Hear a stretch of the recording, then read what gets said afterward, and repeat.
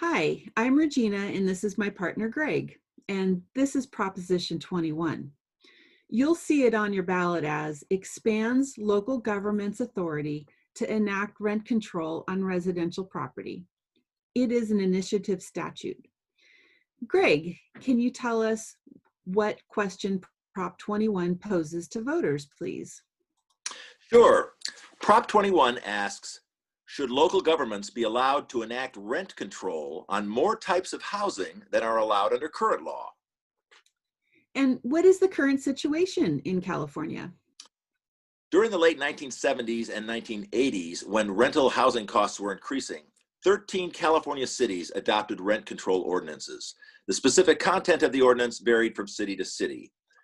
In 1995, the Costa-Hawkins Rental Housing Act, Costa-Hawkins, became law. The law prohibited rent control of single-family homes, and it exempted housing constructed after February 1995 from rent control, and allowed cities to keep their own rent control ordinances they had previously approved. It allowed landlords to raise rent to the current market value for a vacated unit.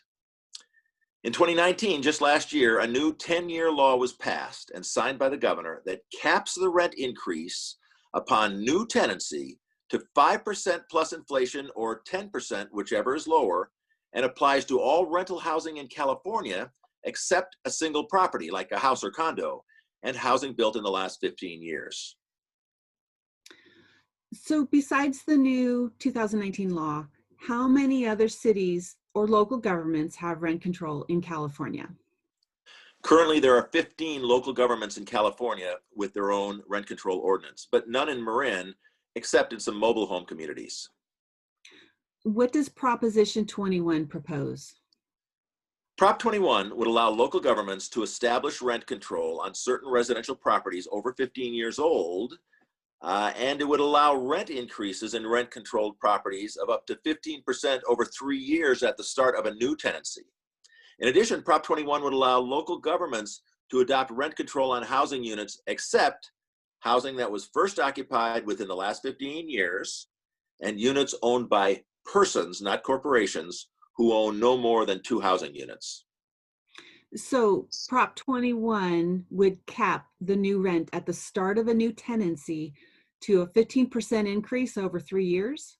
That's exactly right. What would the fiscal effect of Proposition 21 be? Overall, a potential reduction in state and local revenues in the high tens of millions of dollars per year over time. Depending on actions by local communities, revenue losses could be more or less. Property taxes collected could be impacted negatively if the value of rental housing declines. What do supporters say?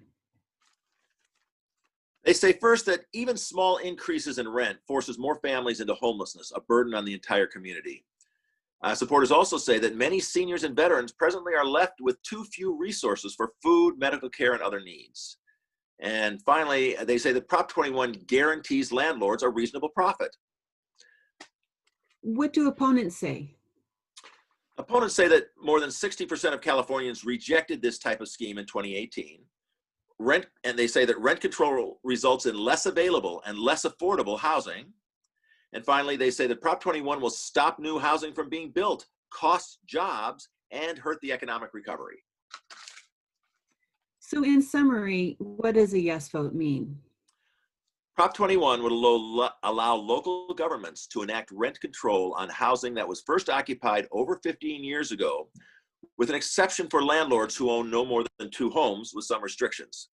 Rents charged following a vacancy would be capped to no more than a 15% increase over 3 years. And a no vote means? A no vote means that local governments would not be able to increase the rental stock covered by rent control because Costa-Hawkins would still be in effect.